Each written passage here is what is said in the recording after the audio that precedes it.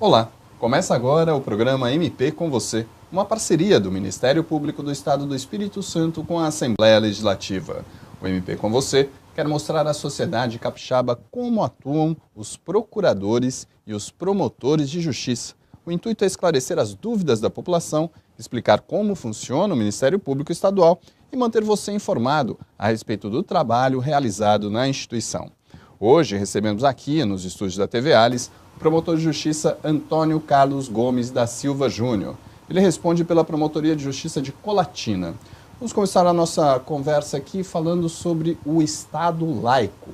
Olá, doutor Antônio, seja muito bem-vindo. Obrigado, Rodrigo. Doutor, o Brasil ele foi meio que colonizado basicamente com já essa distinção voltada para a religiosidade. Como distinguir hoje, de forma mais clássica ou mais clara, essa questão, separar o Estado laico do Estado religioso? Na verdade, existem historicamente dois modelos de laicidade, né? O modelo europeu continental, que é o nosso, que foi transportado, né, pelos portugueses para o Estado brasileiro, e um modelo norte-americano. A laicidade europeia ela é chamada de laicidade imperfeita. Por quê? Porque lá a laicidade, que é o processo final da secularização, a chamada secularização, ela tentava tirar a igreja de dentro do Estado. Porque os Estados absolutos, né, no século XVIII, XIX, eles foram criados basicamente através da atuação da igreja. Então a igreja estava dentro do Estado. A laicidade, então, na França, Espanha, Portugal, Itália também, muito complicada a situação da Itália, a laicidade vem para tentar desconfessionalizar o espaço público e deixar a religião no espaço privado, que é onde ela deve estar. No caso da laicidade norte-americana é diferente. Lá, o Estado norte-americano ele não nasceu com o Estado já dentro dele. Quando as 13 colônias inglesas se independizaram e foi criado o Estado norte-americano, os povos imigrantes que formaram os Estados Unidos eram muito religiosos. Então se pensou na laicidade para proteger o exercício da religião, o exercício da crença, por todos os povos. O Estado estava se criando e se pensou na laicidade dessa forma. É necessário uma proteção para que o Estado não impeça que todos os povos que formaram os Estados Unidos possam exercer livremente a sua crença, a sua consciência. Então são dois modelos, né? O nosso modelo é o modelo europeu, que foi, como eu disse, foi transportado. E a gente pode dizer, doutor, que o Brasil é um Estado laico? É interessante essa pergunta, porque sempre que as pessoas veem a atuação das chamadas bancadas evangélicas, né, e algumas proposições que aparentemente ou que contrariam o Estado laico, as pessoas se perguntam, mas o Estado brasileiro não é laico? Tem até uma brincadeira, né, que diz assim, até a cadela é laica, referindo àquela série de TV, mas o Estado brasileiro não é. Na verdade, na minha pesquisa, eu tive que buscar essa resposta. O Estado brasileiro é laico ou não é laico? E o que é que caracteriza um Estado como laico? Enfim, ao longo da pesquisa, a descoberta mais importante foi a seguinte: para que um Estado seja laico, não é necessário que haja na Constituição um dispositivo que diga o Estado é laico. Não. A laicidade, você depreende ela de algumas disposições, como por exemplo, a primeira disposição, que é a mais importante, é a garantia da liberdade de consciência e de crença. E isso está lá na Constituição brasileira, no artigo 5º, inciso 6º. E de maneira até muito interessante e muito forte, porque diz assim, é inviolável a liberdade de consciência e de crença. Isso cria para o Estado uma obrigação de não se meter no exercício da crença, mas o dispositivo vai além e diz assim, é assegurado o livre exercício de todos os cultos religiosos e a proteção dos locais de culto e liturgias. Então o Estado brasileiro, além de respeitar ou não se impor impedindo o exercício da religião, ele tem que atuar para proteger os locais de culto e suas liturgias. E a gente vê uma prática que é comum em relação às chamadas religiões de santo. as religiões de matriz africana, às vezes a polícia costuma dar batidas nos terreiros. Eu falo isso até de conhecer um pouco essa realidade, porque eu sou baiano e lá na Bahia existem mais terreiros de candomblé do que aqui no Espírito Santo, Exato. por exemplo. Rio de Janeiro também. Então, assim, o Estado descumpre essa determinação constitucional além de não violar a liberdade de crença e consciência, de proteger os locais de culto. O Estado não protege os locais de culto. Mais recentemente, em alguns lugares, acho que Recife, alguns anos atrás, algumas pessoas, algumas igrejas evangélicas estavam adotando como prática invadir terreiros de candomblé, né? Porque muitas dessas religiões neopentecostais ou evangélicas demonizam ou perseguem as religiões de santo, né? As religiões de matriz africana, o que contraria também a Constituição. Mas, enfim, o primeiro traço é esse, é declarar a liberdade de consciência e de crença, é a primeira coisa. O segundo ponto, necessário para que você possa caracterizar um Estado como laico, é que a Constituição traga um dispositivo que estabeleça uma separação funcional e institucional entre Estado e Igreja. E isso existe. O artigo 19 da Constituição,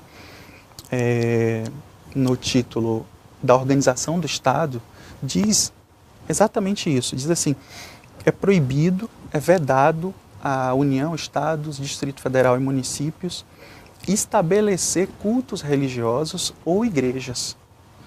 Basta isso para que esteja estabelecida a separação institucional e funcional entre Estado e Igreja. Estado é Estado, Igreja é Igreja. São duas coisas diferentes.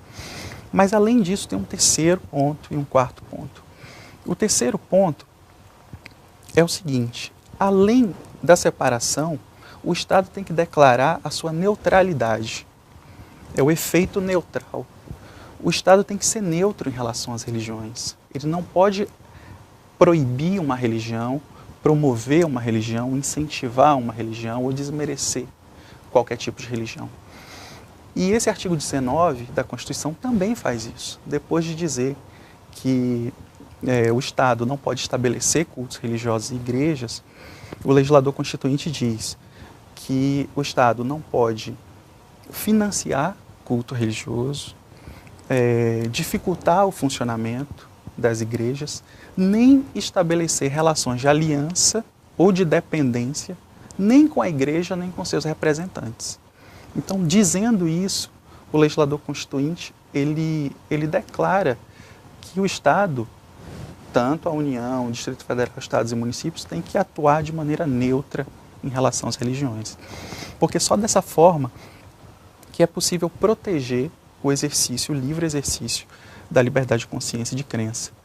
Mas tem mais um ponto. A gente já falou da liberdade de consciência e de crença, da separação institucional e funcional, da neutralidade do Estado, mas tem um quarto ponto que é muito importante. A religião é um fenômeno, é um fato social importante na sociedade, né? E o Estado não poderia fechar os olhos diante dessa realidade. Então, um quarto ponto que caracteriza o Estado laico é o seguinte: parece um contrassenso dizer, a doutrina fala em neutralidade ativa, mas aí você pode pensar, como é que algo é neutro e ao mesmo tempo age? É o seguinte, no final desse dispositivo do artigo 19 da Constituição, o legislador estabeleceu que é possível que o Estado atue em favor de uma religião, em favor das religiões, né, colaborando, numa colaboração de interesse público. A Constituição espanhola, ela utiliza a palavra cooperação e nessa caracterização do Estado laico, as constituições do Brasil e da Espanha, que foi o meu parâmetro comparativo, são muito parecidas. Então, assim, além de ser neutro, além de estar separado da igreja, o Estado pode cooperar. Mas ele só pode cooperar com a religião desde que essa cooperação seja de interesse público, desde que ela seja para possibilitar o livre exercício da liberdade de crença. Essa cooperação, ela não pode gerar um efeito de menosprezar ou criar preconceito em relação a uma religião enquanto promove outra, ou enquanto cria vantagens para uma determinada religião. E isso a gente vê principalmente a partir da segunda metade da década de 80, quando houve um crescimento considerável das religiões de matriz, as religiões neopentecostais, evangélicas, a gente vê que, a partir desse período, as igrejas evangélicas elas passaram a atuar em dois campos que não eram próprios da religião. Elas começaram a buscar o controle de meios de comunicação e também a inserção no cenário político. Agora, doutor, aproveitando esse gancho, no estudo que o senhor fez, nessa tese de mestrado, o senhor conseguiu perceber, de alguma forma, se exatamente os nossos parlamentares, o senhor falou que a tese do senhor está embasada na questão do legislativo, do trabalho no legislativo. Os nossos parlamentares, de alguma forma, eles tendem a fazer uma legislação que não busca essa laicidade? Na verdade, o que é que acontece? Alguns autores dizem que nós estamos vivendo um período de regressão do processo histórico de secularização, né?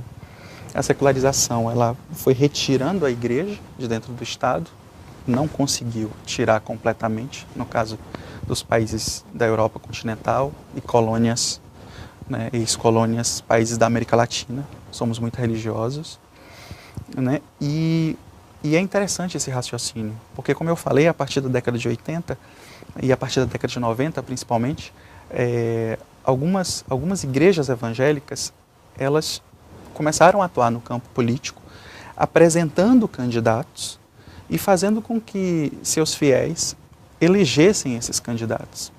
Então, assim, o ponto inicial da minha pesquisa era o seguinte, como tentar limitar ou diminuir, controlar a atuação das chamadas bancadas evangélicas que descumprem a garantia do Estado laico. Então, a primeira coisa que eu pensei foi o seguinte, é impossível você limitar a atuação dessas bancadas ou a formação dessas bancadas evangélicas. Porque numa sociedade democrática, todos os grupos da sociedade civil devem e têm que estar representados no legislativo. Mas depois que se formam essas chamadas bancadas evangélicas, que legislam com base em interesses próprios e que promovem a religião enquanto menosprezam as demais, essa atuação legislativa ela pode ser controlada. E é o controle de constitucionalidade. É basicamente o controle de constitucionalidade normal. E para isso eu fui buscar lá na jurisprudência norte-americana algumas formas de controle, né, da atividade legislativa, e eu descobri um teste da jurisprudência norte-americana, que é um teste muito interessante, que são 3 passos simples, né, que eu vou explicar, e que você pode submeter, os tribunais podem submeter qualquer lei a esse teste e controlar a constitucionalidade para saber se aquela lei está de acordo com o postulado da laicidade ou não, com o Estado laico ou não. Esse teste é o seguinte, o primeiro item do teste determina que toda legislação tem que ter um propósito secular. Ou seja, a motivação de uma lei não pode ser religiosa. O objetivo primeiro de uma lei não pode ser promover uma religião, não pode ser estabelecer uma religião, porque tudo isso contraria o Estado laico. O segundo passo é o seguinte, o efeito principal da lei tem que ser neutro, é o efeito neutral que decorre daquela disposição que a gente já comentou. E o que acontece? Nenhuma lei pode, na sua aplicação, nos seus efeitos, diminuir, menosprezar uma religião enquanto promove as demais. É basicamente isso. E o terceiro passo é que a lei não pode criar uma conexão excessiva entre Estado e religião. Então, se você submete às leis brasileiras atuais, muitas leis, tanto leis municipais, leis estaduais, leis federais, a esse teste, é possível chegar à conclusão de que o Estado brasileiro descumpre sistematicamente, através do parlamento, a característica laica que tem que existir, que está prevista na Constituição. Aí eu posso dar um exemplo Doutor, vamos deixar para dar esse exemplo no nosso próximo bloco. Eu vou pedir licença ao senhor e pedir licença a você que está nos assistindo. Nós vamos agora para um rápido intervalo e voltamos logo mais para continuar essa nossa conversa. Você pode participar do MP com você enviando sugestões de assuntos que gostaria de ver aqui. Basta enviar um e-mail para imprensa@mps.mp.br. Participe também acessando a nossa página no Facebook. E aproveite para ficar por dentro do que acontece no Ministério Público Estadual. O endereço é facebook.com/MP Espírito Santo. No próximo bloco a gente continua essa conversa falando também de tolerância religiosa. Nós já voltamos.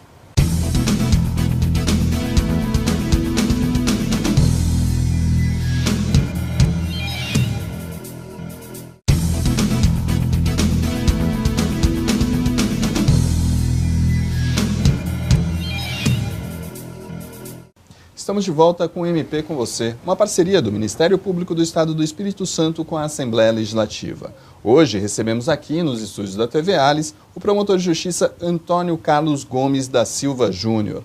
Vamos falar um pouco mais da legislação brasileira em relação ao que se chama de Estado laico.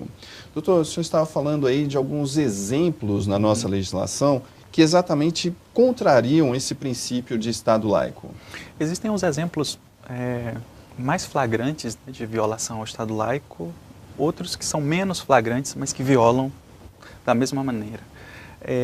Os exemplos mais recorrentes atualmente são daquelas leis municipais que estabelecem a leitura obrigatória de trechos da Bíblia ou orações, tanto nas escolas públicas como privadas, né, sempre antes do início das aulas, ou também aquelas leis que nas assembleias legislativas determinam a leitura da Bíblia. Há alguns anos nós tivemos até um evento em que um senhor, em uma assembleia, acredito que foi a Assembleia Legislativa de São Paulo, ele se negou a se levantar para fazer a leitura da Bíblia ou para dizer uma oração, e ele foi retirado do recinto, né, por conta dessa atitude. Isso é um absurdo, assim, completo. Total, porque o indivíduo ele não pode ser obrigado a professar uma fé que ele não quer.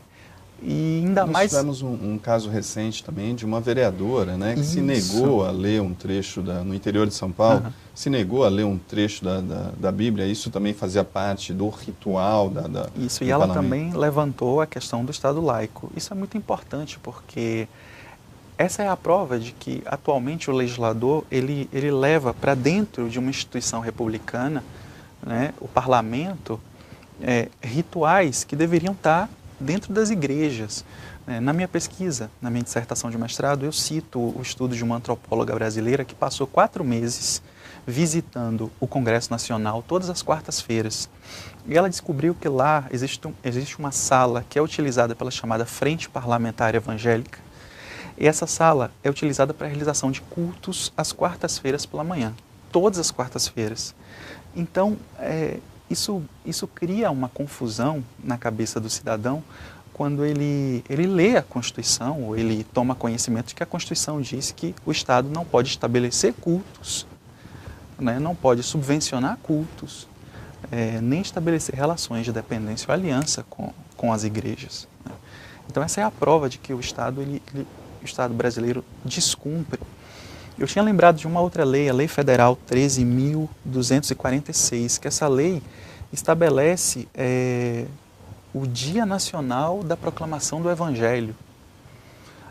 Essa lei não passa no primeiro elemento do teste que eu tinha comentado no bloco anterior. O propósito aí é puramente religioso, mas tem leis que são mais refinadas na forma de violar o Estado laico. Nós obtivemos uma lei do Estado de São Paulo que aparentemente tinha o objetivo de isentar as igrejas evangélicas e católica do pagamento de ICMS, o Imposto sobre Circulação de Mercadorias e Serviços, sobre as contas de luz, telefone, gás. Isso. Então, estabelecia no primeiro parágrafo, no primeiro artigo, que estavam isentas do pagamento desse ICMS. Tudo bem, passou no primeiro requisito do teste, porque aparentemente o objetivo aí não é religioso. É somente, e com a justificativa do projeto de lei, você tinha acesso a esse entendimento, de que o objetivo era dar uma contrapartida as igrejas que prestavam um trabalho social que devia ser do Estado, retirando pessoas doentes, drogadas da rua, enfim, realizando atividade filantrópica. Mas aí, no parágrafo 2º do artigo 1º dessa lei, você vê uma disposição um pouco estranha. Estranha não, muito estranha. É o seguinte, essa lei diz assim, esse dispositivo diz, estão excluídas da isenção todas as religiões que sejam adeptas do satanismo, magia negra e similares. Ou seja, fazia uma distinção... Uma distinção clara, até porque as principais igrejas neopentecostais, evangélicas, elas partem de uma perseguição e de uma demonização das religiões de santo. Todas as religiões de matriz africana, para esse tipo de evangélico, é relacionada com a prática do mal, com a prática do satanismo. Mas aí eu lanço a pergunta, será que essas religiões de matriz africana, candomblé, umbanda, ou mesmo o espiritismo, será que essas religiões não atuam de maneira filantrópica, ajudando a sociedade? Da mesma forma? Da mesma forma, isso é muito claro, né? Então, no primeiro teste, no primeiro passo do teste, a gente poderia até dizer que a lei atende aos requisitos. Mas no segundo passo, que diz que nenhuma lei pode ter o efeito de inibir uma religião e promover as demais, aí não passa. Agora, doutor, e o Ministério Público? Como é que o Ministério Público atua nessa questão da laicidade do Estado? Aqui no Estado do Espírito Santo, eu ainda não fiz a coleta de dados, mas eu acredito que as pessoas, até por falta de conhecimento, falta de esclarecimento, elas procuram menos o Ministério Público. Eu tenho que ouvir dos colegas isso. Eu nunca fui demandado, em 10 anos de Ministério Público, eu nunca fui demandado por conta de intolerância religiosa ou violação do Estado laico, que seja. No meu estado de origem, na Bahia, já é diferente. Inclusive, no mês passado, eu acredito que o Ministério Público baiano realizou um seminário sobre intolerância religiosa e Estado laico. Então, lá, como a maioria da população, eu acho que quase a maioria da população é negra, existem muitos adeptos das religiões de santo. Lá, eu acho que os valores se chocam muito, e o conflito, a intolerância vem muito forte. Então, o Ministério Público tem uma tradição de ser mais demandado, né, lá na Bahia. Qual é o trabalho que o Ministério Público pode desenvolver nessa área, doutor? Primeiro é um trabalho de esclarecimento, é esse trabalho que a gente está fazendo aqui, né? E o segundo trabalho é de falar com as pessoas e dizer que elas podem procurar o Ministério Público para questionar se no município houver uma lei que promove a religião e desmerece uma outra religião, vá no promotor de justiça, porque as representações de inconstitucionalidade são feitas pelo procurador-geral. Então o Ministério Público tem esse poder de questionar a constitucionalidade de leis que violem o Estado laico. Isso, inclusive em Ilhéus, na Bahia, que foi onde eu estudei, tem a chamada Lei do Pai Nosso. Foi votada e aprovada pela Câmara Municipal a lei que obrigava as escolas a rezarem o Pai Nosso. E o Ministério Público baiano entrou com a representação, com a ação de inconstitucionalidade, e a lei foi suspensa. Doutor, infelizmente nosso tempo já acabou aqui. Nós encerramos aqui essa edição do programa MP com você, uma parceria do Ministério Público do Estado do Espírito Santo com a Assembleia Legislativa, por meio da TV Ares. Nosso entrevistado de hoje foi o promotor de justiça Antônio Carlos Gomes da Silva Júnior, ele que é promotor de justiça em Colatina. Obrigado pela presença aqui nos estúdios da TV Ares. Obrigado, Luiz. Lembrando que você pode sugerir temas para o programa enviando um e-mail para imprensa@mps.mp.br. Curta a nossa página no Facebook, fique por dentro do nosso trabalho. Acesse facebook.com/MP Espírito Santo. Visite também o nosso site mps.mp.br e veja quais as principais ações desenvolvidas pela instituição. Eu sou Rubem Rochel e este é um trabalho da Assessoria de Comunicação do Ministério Público do Estado do Espírito Santo. Até o próximo MP com você.